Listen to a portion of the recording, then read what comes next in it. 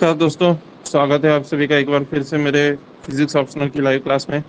और ये हमारा 22वां लेक्चर रहने वाला है। So let me share the PDF with you.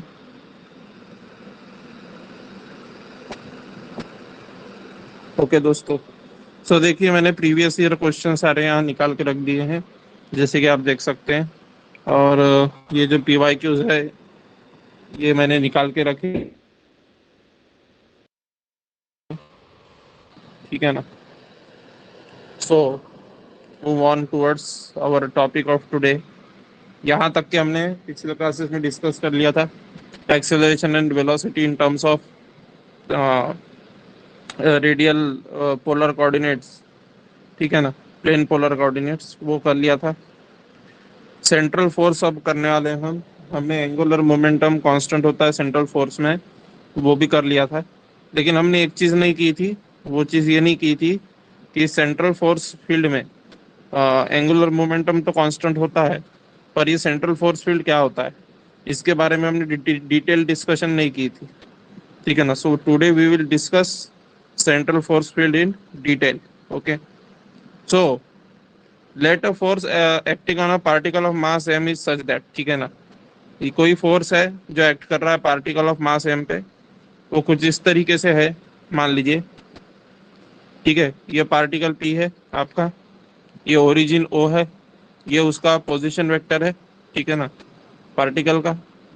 और ये जो फोर्स एक्ट कर रहा है पार्टिकल पे, उसको मैं लिख सकता हूँ function of are into are head के रूप में, ठीक है ना। तो it is directed from M towards और away from a fix point हो, ठीक है। ऐसा कोई फोर्स है जो डायरेक्टेड है एम से टूवर्ड, यानी कि ये जो मास एम है, इससे टूवर्ड दो ओ होगा या अवे फ्रॉम ओ होगा, ठीक है। इसकी डायरेक्शन फिक्स्ड है, या तो ये जो मास एम का पार्टिकल है, इसका इस पे फोर्स या तो इस डायरेक्शन में लगेगा या तो इस डायरेक्शन में लगेगा, यानी डायरेक्शन फिक्स्ड है, ठीक है। अगर कोई कह दे कि इस डायरेक्शन में फोर्स लगेगा 60 डिग्री एंगल बनाते हुए, यही ये कह दे कि इस डायरेक्शन में फोर्स लगेगा 120 एंगल बनाते हुए, सो दैट्स नॉट पॉसिबल, ठीक है। सेंट्रल फोर्स तो नहीं है, ठीक है ना। सो ये एक ऐसा अनोखा फोर्स है दोस्तों, इसकी डेफिनेशन ही कुछ इस प्रकार से है इस फोर्स की कि जब भी कोई फोर्स जो एक्ट करेगा मास एम पे, अगर उसका पोजीशन वेक्टर आर है सपोज, और ये ओरिजिन ओ है, तो यदि वो ओरिजिन के टूवर्ड्स, मतलब रेडियल वेक्टर के डायरेक्शन में, यानी कि आर हैट की डायरेक्शन में, क्योंकि आर जिस डायरेक्शन में होगा उसी डायरेक्शन में आर हैट होगा, ठीक है ना। सो या तो आर हैट की डायरेक्शन में फोर्स लगता है, या तो आर हैट के अपोजिट डायरेक्शन में फोर्स लगता है, यानी माइनस आर हैट की तरफ फोर्स लगता है। तो दो ही सिचुएशंस पॉसिबल है इस फोर्स में, ठीक है ना। कोई तीसरी सिचुएशन पॉसिबल नहीं है कि यहाँ से 120 का एंगल बना दिया, ये पॉसिबल नहीं है, ठीक है। या फिर कोई अनाप शनाप कोई भी एंगल जो मन में आए वो ले लिया, नहीं। या तो ओ के तरफ एक्ट करेगा या तो ओ से अवे करेगा, ऐसा फोर्स है, ठीक है ना। यानी कि पोजीशन वेक्टर आर है यदि, तो जो उसका यूनिट वेक्टर होगा पोजीशन वेक्टर आर के डायरेक्शन में, पोजीशन वेक्टर आर के डायरेक्शन में क्या होगा, आर हैट होगा, ठीक है ना। तो या तो आर हेड की डायरेक्शन में एक्ट करेगा या तो आर हेड से अवे एक्ट करेगा, मतलब ये इसके डायरेक्शन में यूनिट वेक्टर क्या है, आर हेड है, ठीक है ना। तो या तो आर हेड की डायरेक्शन में फोर्स एक्ट करेगा या तो आर हेड से अपोजिट डायरेक्शन में फोर्स एक्ट करेगा। कोई भी दूसरा एंगल पॉसिबल नहीं है, यानी कि 0 डिग्री एंगल, आर हेड से दो ही एंगल पॉसिबल है, या तो 0 डिग्री का एंगल पॉसिबल है या तो 180 डिग्री का एंगल पॉसिबल है, ठीक है ना, आर हेड की डायरेक्शन से, और कोई भी दूसरा एंगल पॉसिबल नहीं है। समझ में आ रही है बात। तो कुछ डेफिनेशन है, देखिए, it is directed from M toward और away from a fix point हो, ठीक है ना। ये एम एम मास के पार्टिकल से डायरेक्टेड है टूवर्ड या away from a fix point हो, ठीक है ना। टूवर्ड ओ ये हो गया, अवे फ्रॉम ओ ये हो गया, ठीक है। Its magnitude depends only on the distance R from O, ठीक है। इसका जो मैग्नीट्यूड है इस फोर्स का, इसकी खास बात ये होती है कि ये लिखा जा सकता है हमेशा फंक्शन ऑफ आर के रूप में, इसका मैग्नीट्यूड, ठीक है। एफ का मैग्नीट्यूड हमेशा फंक्शन ऑफ आर के रूप में लिखा जा सकता है। Now what is this function of R. मान लीजिए ये ग्रेविटी का फोर्स है, ठीक है। मान लीजिए ग्रेविटी का फोर्स है, ये फंक्शन ऑफ आर को डिफाइन कर रहा हूँ। मान लीजिए ग्रेविटी का फोर्स है, तो क्या होगा, ये मान लीजिए मास m1 है और मान लीजिए ये मास m2 है।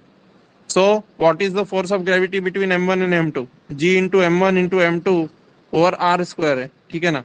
और अगर मैं इसको वेक्टर फॉर्म में लिखना चाहूँ तो मैं क्या लिख सकता हूँ, as the gravitational force is always attractive, so m1 will attract m2 towards it, so it will be minus r hat, right? क्योंकि r इस डायरेक्शन में है, तो r hat की डायरेक्शन ये होगी, लेकिन फोर्स ऑफ ग्रेविटी इस डायरेक्शन में एक्ट कर रहा है, तो it will be minus are hat, ठीक है ना, माइनस आर हैट, ठीक है। So G into M one into M two upon r square into minus are hat, ठीक है ना। So I can write gravitational force के केस में जो फोर्स है मैं वो लिख सकता हूँ minus G M one into M two over R square R hat, ऐसा लिख सकता हूँ, ठीक है ना। नाउ इसको अगर तुम गौर से देखते हो तो ये फंक्शन ऑफ आर के रूप में दिख रहा है आपको, ठीक है ना, ये फंक्शन ऑफ आर है। So F of are are hat, ठीक है। सो वही चीज लिखी हुई है, ये सेंट्रल फोर्स की खासियत है जो यहाँ लिखी हुई है कि F vector equal to F of are are hat, क्योंकि क्योंकि देखिए दोस्तों जी एम वन और एम टू तो कांस्टेंट रहने वाले हैं, अब ये बचता है आर जो कि वेरिएबल है, distance between the particles. So F of are मतलब आर के टर्म्स में फंक्शन है, ठीक है ना, समझ में आ रही बात। So this was all about that. Now let me erase the things. Yes.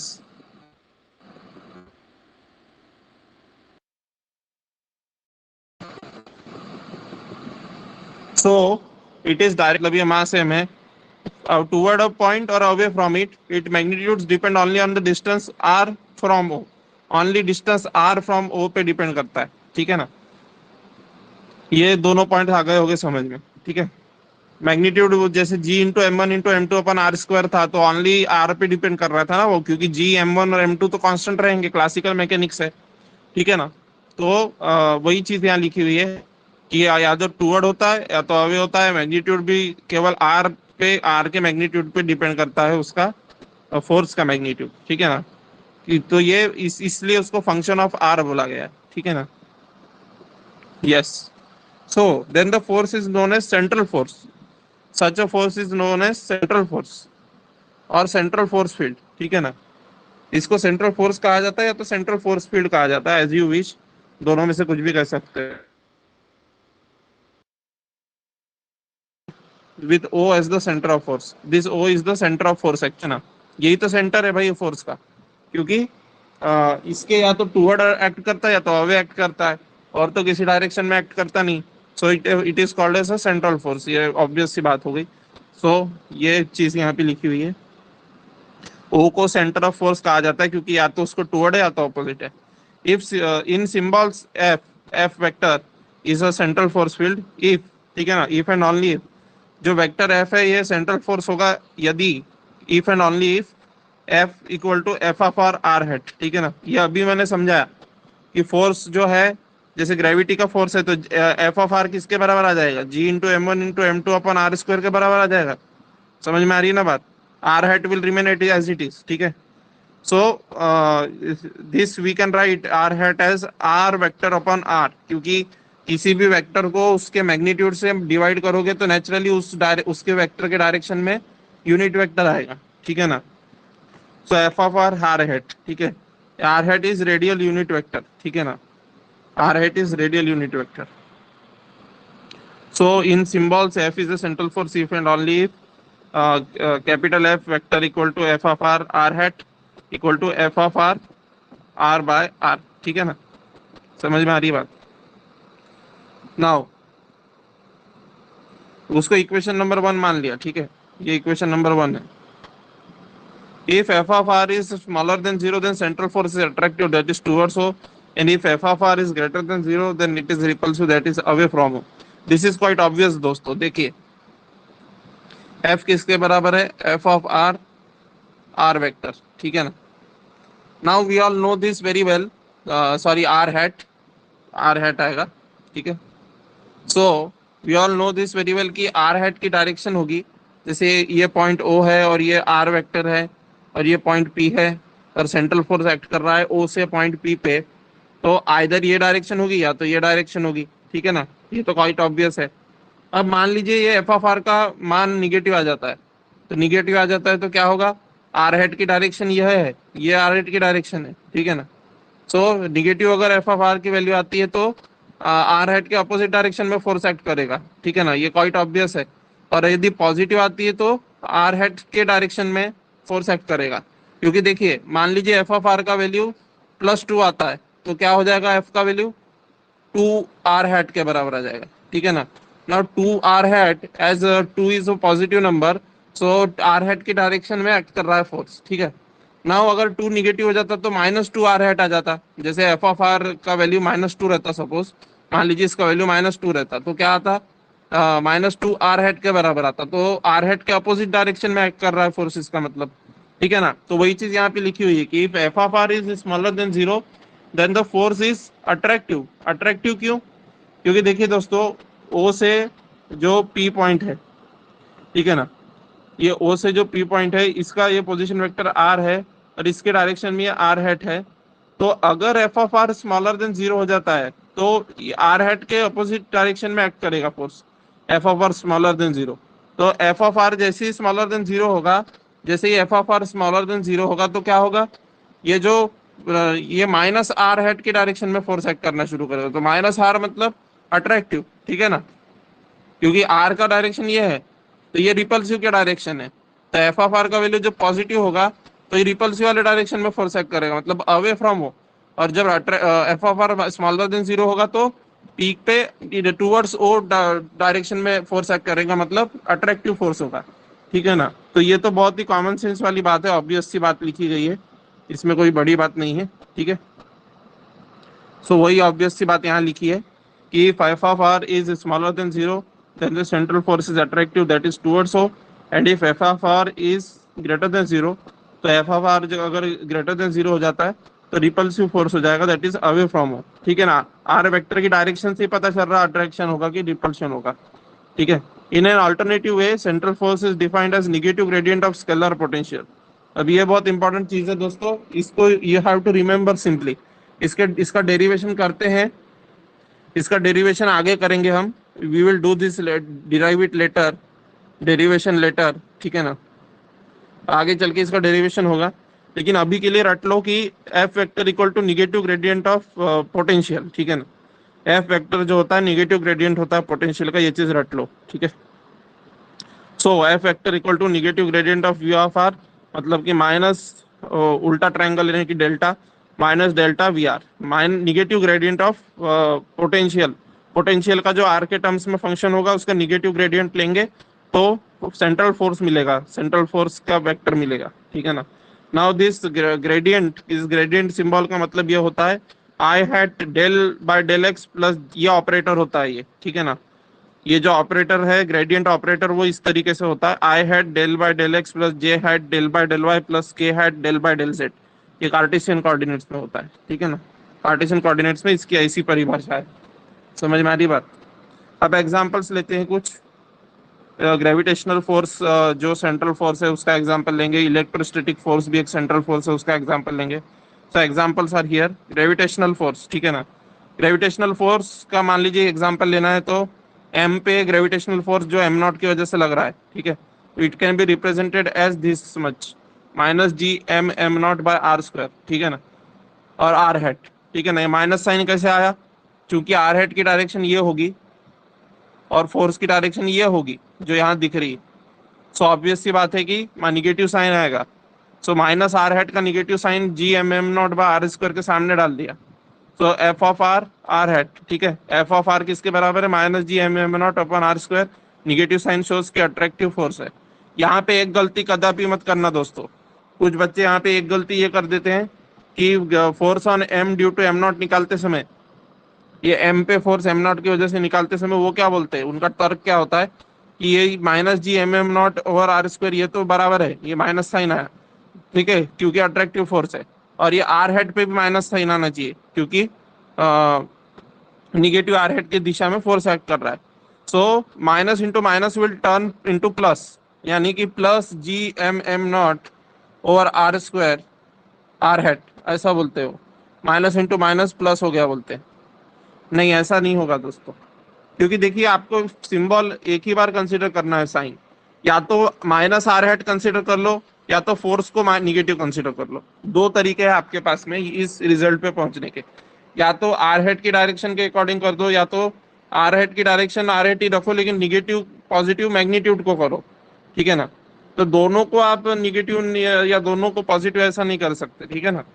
सो नहीं तो आंसर गलत आ जाएगा आपका, और आपका कॉमन सेंस भी यही कहता है कि निगेटिव वैल्यू आना चाहिए, ठीक है ना, क्योंकि अट्रैक्टिव फोर्स है और ऊपर से आर हेड से अपोजिट डायरेक्शन में डायरेक्टेड है, ठीक है ना।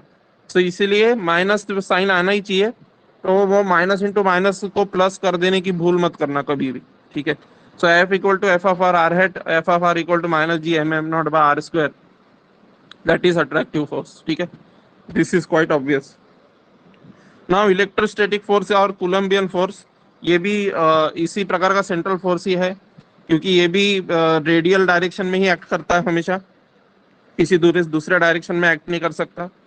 तो इलेक्ट्रोस्टैटिक फोर्स और Columbian force, electrostatic force on plus minus Q due two plus, अभी देखिए यहाँ पे मान लीजिए ऐसी सिचुएशन है कि ये पॉइंट ओ पे कोई चार्ज रखा है प्लस क्यू नॉट, ठीक है, और ये यहाँ पे मतलब कि सिमिलर चार्जेस है, ठीक है। यहाँ पे यदि प्लस है तो यहाँ पे भी प्लस होगा, यहाँ पे यदि माइनस है तो यहाँ पे भी माइनस होगा, समझ में आ रही बात। ऐसी सिचुएशन मैंने बना रखी है, ठीक है, ऐसी सिचुएशन मैंने बना रखी है कि सिमिलर चार्जेस है दोनों जगह पे। सो यहाँ पे प्लस ऊपर लिखा है और प्लस ऊपर लिखा है, मतलब प्लस है तो प्लस रहेगा और माइनस है तो माइनस रहेगा, ठीक है। माइनस नीचे लिखा है और माइनस करस्पॉन्डिंगली और नीचे ही लिखा है। लेकिन यहाँ पे जो सेकंड सिचुएशन है इसमें प्लस ऊपर लिखा है तो प्लस करस्पॉन्डिंगली माइनस ऊपर लिखा है, प्लस नहीं लिखा है, ठीक है, और माइनस नीचे लिखा है तो प्लस नीचे लिखा है दूसरे इसमें, ठीक है ना। तो ये this is a case of opposite charges, ठीक है। तो इनके बीच में इंटरेक्शन कैसा होगा आप सभी जानते हैं कि F equal to 1/4 epsilon naught Q into Q naught upon R square, ठीक है ना। ये तो फॉर्मूला पता ही होगा, 1/4 epsilon naught Q1 into Q2 upon R square होता है, तो Q1 तो Q नॉट है और Q2 Q है, so this will turn into this much, ठीक है, ये जो दिया है, और ये हो जाएगा F of are into are head, ठीक है। ये एफ ऑफ आर के बराबर आएगा क्योंकि फंक्शन ऑफ आर है वो, क्यू और क्यू नॉट तो कांस्टेंट है क्योंकि चार्जेस चेंज थोड़ी होंगे, डिस्टेंस ही चेंज होगा ना उनके बीच में। सो एफ ऑफ आर मतलब फंक्शन आर का है और आर हेड आ गया, ठीक है ना। फिर ये एफ ऑफ आर जो है 1/4 epsilon naught Q naught by are square, this is positive यानी कि रिपल्शन, ठीक है। ये रिपल्शन कब होगा, जब ये दोनों चार्जेस सेम नेचर के होंगे, ठीक है। और ये अट्रैक्शन कब होगा, अट्रैक्शन तब होगा जब दोनों चार्जेस अपोजिट नेचर के होंगे। सो अपोजिट नेचर के चार्जेस होंगे तो मैं क्या लिखूंगा इस केस में, इस केस में मैं लिखूंगा एफ ऑफ आर को, F of R to be equal to 1/4 epsilon naught plus Q naught minus Q over R square, ठीक है ना। तो ये किसके इक्वल आ जाएगा, यहाँ पे निगेटिव साइन आ जाएगा, बस इसी के इक्वल आएगा, बस यहाँ निगेटिव साइन आएगा शुरू में, ठीक है ना। So this was F of R. तो एफ ऑफ आर को आर हेड के साथ में कैसे लिखेंगे फिर, देखिए बहुत आसान है, नेक्स्ट स्लाइड पे चलते हैं। इलेक्ट्रोस्टैटिक फोर्स ऑन, ये दूसरे केस का लिख दिया उसने, ठीक है ना। F of are are head, F of R का वैल्यू माइनस के बराबर, वहां प्लस के बराबर, निगेटिव साइन शोज की अट्रैक्शन है, ठीक है ना, और पॉजिटिव साइन क्या शो कर रहा था कि रिपल्शन है। अगेन वही बातें हैं सारी, ठीक है, ग्रेविटेशनल के सर है। ग्रेविटेशनल फोर्स और इलेक्ट्रोस्टैटिक फोर्स में एक अंतर ये होता है कि gravitational force is always attractive, ठीक है ना, ग्रेविटेशनल फोर्स ऑलवेज अट्रैक्टिव होता है। हालांकि दोनों के दोनों सेंट्रल फोर्स फील्ड है, लेकिन ग्रेविटेशनल फोर्स कभी भी रिपल्सिव नहीं होता। लेकिन इलेक्ट्रोस्टैटिक फोर्स दोनों हो सकता है, या तो रिपल्सिव भी हो सकता है या तो अट्रैक्टिव भी हो सकता है। इसलिए ग्रेविटेशनल फोर्स का फॉर्मूला जब हम यहाँ पे लिखेंगे इस रूप में, ठीक है ना, इस रूप में जब ग्रेविटेशनल फोर्स का फॉर्मूला लिखेंगे तो ऑलवेज निगेटिव साइन आएगा, ठीक है ना, ऑलवेज निगेटिव साइन आएगा ग्रेविटेशनल फोर्स के केस में। लेकिन लेकिन इलेक्ट्रोस्टैटिक फोर्स के केस में आइदर पॉजिटिव साइन आ सकता है या तो निगेटिव साइन आ सकता है, ठीक है ना, दोनों पॉसिबल है, ठीक है, इलेक्ट्रोस्टैटिक फोर्स में, क्योंकि रिपल्सिव भी हो सकता है फोर्स और अट्रैक्टिव भी हो सकता है। रिपल्सिव को दिखाते हैं पॉजिटिव साइन से और अट्रैक्टिव को दिखाते हैं निगेटिव साइन से, तो इलेक्ट्रोस्टैटिक में दोनों आ सकता है। इलेक्ट्रोस्टैटिक को ही कूलम्बियन फोर्स भी कहा जाता है क्योंकि कूलम्स इसके फादर रहे हैं, ठीक है। सो एफ ऑफ आर 1/4 ये पॉजिटिव रिपल्शन, और यहाँ पे ये जाहिर सी बात है कि आर हेड का डायरेक्शन देखिए, या निगेटिव फोर्स आने से निगेटिव साइन आने से आर हेड का डायरेक्शन भी माइनस आर हेड की तरफ होगा, ये हम पता लगा पा रहे हैं। यूनिट वेक्टर का डायरेक्शन माइनस आर हेड की तरफ, और इस केस में किसके तरफ है, आर हेड का डायरेक्शन प्लस आर हेड के, मतलब कि इस डायरेक्शन में फोर्स होगा आर हेड की डायरेक्शन में, तो क्या हो गया, ये रिपल्सिव हो गया। और ये आर हेड की डायरेक्शन है, क्योंकि ये आर की डायरेक्शन थी, तो आर हेड यानी आर की डायरेक्शन में ही यूनिट वेक्टर है। सो एफ की डायरेक्शन ये हो गई अपोजिट केसेस में, अपोजिट चार्जेस के वाले केस में, तो आर हेड के अपोजिट हो गई, तो निगेटिव साइन आना चाहिए। तो इसलिए अट्रैक्टिव में निगेटिव साइन आएगा और रिपल्सिव में पॉजिटिव साइन आएगा, क्योंकि आर हेड की ही डायरेक्शन में फोर्स एक्ट करेगा रिपल्सिव में, और आर हेड के अपोजिट डायरेक्शन में फोर्स एक्ट करेगा अट्रैक्टिव में। समझ में आ रही ना बात? So this was all about this thing, ठीक है। सो अगले क्लास में हम प्रॉपर्टीज ऑफ सेंट्रल फोर्सेस से शुरू करेंगे, और इसकी अगर आपको पीडीएफ चाहिए तो टेलीग्राम चैनल ज्वाइन कीजिए मेरा, वहाँ पे इसकी पीडीएफ मैंने फ्री ऑफ कॉस्ट उपलब्ध करा के दी है, ठीक है। Thank you very much for watching the class. Like subscribe share कर दीजिएगा। जय हिंद जय भारत, अपना ख्याल रखिएगा।